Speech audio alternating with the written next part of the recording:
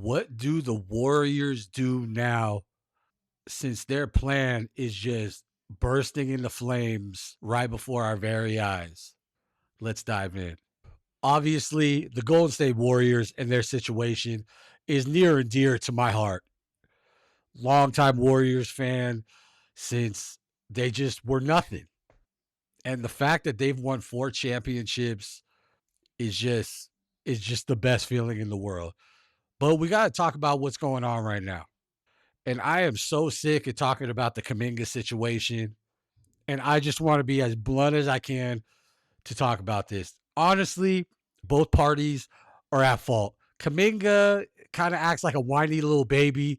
He has talent, but he's demanding a trade because Steve Kerr doesn't believe in him, or that's what he thinks. And that's totally fine. It's time to move on, obviously. But the way the Warriors have handled this situation, he should have at least been traded last offseason when all the rumors were going. He had like a lot of suitors, basically. He had the Kings, he had the Suns, even the Nets, possibly. So this should have been done already. And that's kind of where the problem lies. It's like we're still dealing with this lingering situation that is not making anything better or your team better in the long run.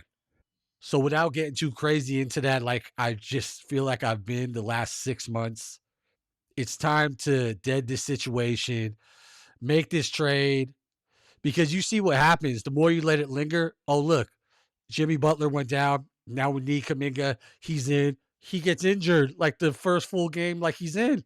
Like it's just something bad is going to happen that where the Warriors will be ass out. So it's just not a good look for this whole Kaminga situation. And we need to turn the page and just get this over with. I think that's what every Warriors fan wants, at least most of us.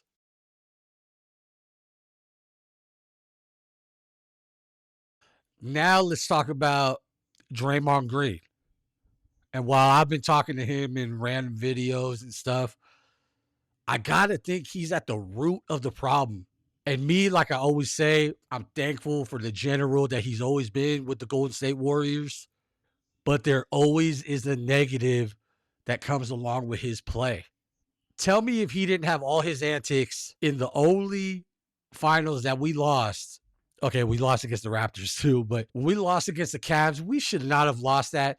And now that is a big ding on our record. Well, we should have had a fifth chip. Like I believe 80% of people out there probably think that too. His antics, it's just crazy. Just the things that he's done. So he caught, to me, it's a team game, but he had a lot to do with costing us a fifth championship. And then you fast forward to we get KD. Man, we're looking like an incredible super team. The fact that we have a super team in Golden State was just blowing my mind. Got to start that crap with KD and just bitch him out on the sideline and make KD feel some type of way, which I would too if I'm like basically the star. And ultimately, that incident caused by Draymond was the reason that KD actually left and went to the Brooklyn Nets, where he really has not had success since he's had in Golden State.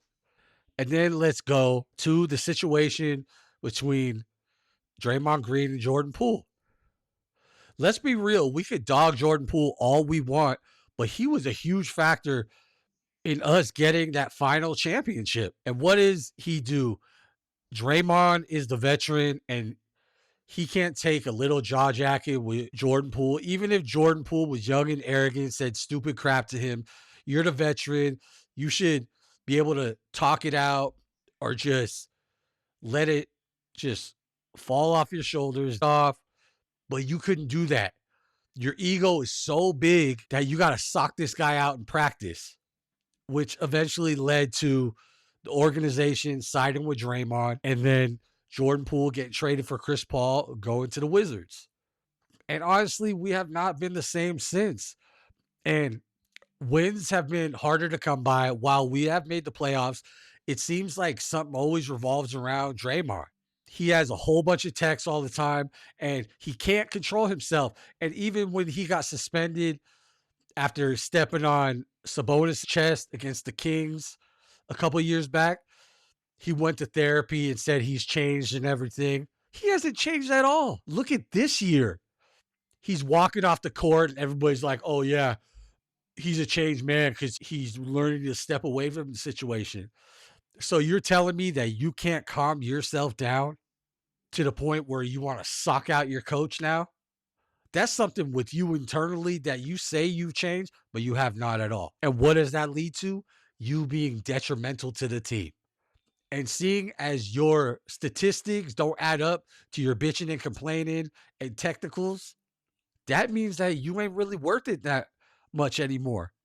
And my opinion as the longtime Warriors fan is we need to move on from Draymond Green before Steph Curry retires. It's just so obvious.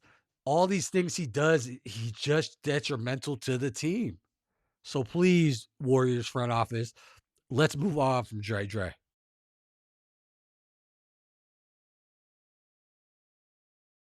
And now it's just crazy to even hear that people are talking about possibly Steph Curry getting traded or giving him an opportunity to win somewhere else. And I made a video, a little short video when I heard about this, just saying that I will take Steph Curry on a mediocre Warriors team before I would ever want to see him in another jersey. It just makes me sick to my stomach. The greatest player to ever don a Golden State Warriors jersey or an NBA jersey, as far as I'm concerned. And yes, I said that coming up in the Jordan era, but the fact that we would want to trade this guy is just, it's crazy to me. And what we really need to do is he maybe got 2 to 3 max years, I would think, because I believe he's 38 years old right now. And to me, he's one of the players that hasn't dropped off dramatically, honestly. It's probably just him and LeBron, really. But to me, what I think that the Warriors should do is they should wipe this team, maybe keep some of the young core players that are showing potential and start adding from there. Like get rid of Kaminga, get rid of Draymond, and just see if you can add a few players that will help you get into the playoffs and be in contention. Because I think Steph Curry is owed that.